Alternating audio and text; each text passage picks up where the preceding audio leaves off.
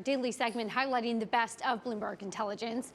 Companies are set to announce actions aimed at right-sizing their corporate structures, really to enhance focus and growth prospects.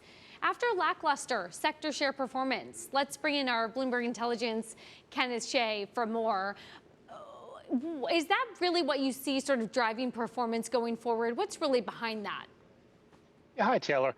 So at Bloomberg Intelligence, we took a look at the consumer staples sector over the year to date over the last 3 years, and we see that our expectation is that in the second half, a lot of these companies may resort to some kind of right-sizing actions to unlock value, to align their operations so it's more focused. And a lot of that is because not only have the shares been weak, but we see recently activists have been more engaged in this group. Unilever, Danone, and Nestle even last year were involved. So we think that not only is there opportunity from an activist point of view, but we think that no company is too large if those can be involved. And then finally, we see the market's been receptive to spin-offs outside the consumer staples area. You just have to look at 3M and some other companies. There has been some opportunity. And so we think these companies will be turning to some kind of right-sizing actions in the second half. And remind us why they need right-sizing. What's meant they've had such a poor first half?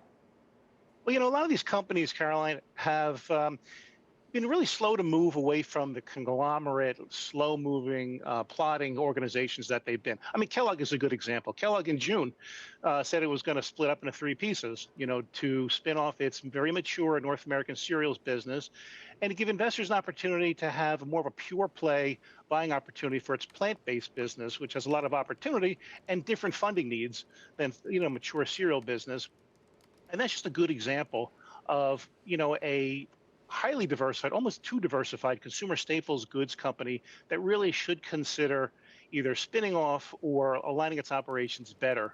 So investors really have a better sense of what it is, the opportunity is that they're seeking. So is a lot of the struggles the sector is seeing due to just kind of management mishaps then, or is some of this due to the broader macro environment? I'm trying to latch on to a reason as to, how much better things can get for these companies if they do engage with these spinoffs and activist investors. Well, so now, that it varies from company to company, obviously, but we've seen a lot of the beverage companies, these are the companies I cover, Coca-Cola, PepsiCo, and so on, and particularly the alcoholic beverage companies.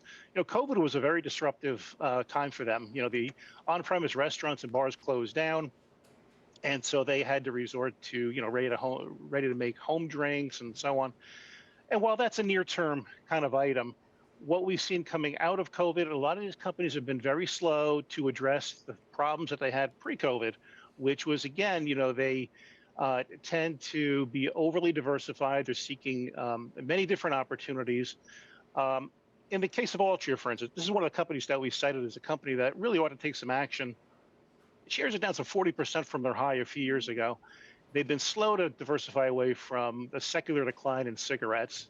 They have an $11 billion stake in Anheuser-Busch InBev that's not working out. And our call has been simply, wouldn't it be better a use of that funds to invest in the business, maybe other businesses to diversify from cigarettes, maybe a greater level of stock buybacks, something.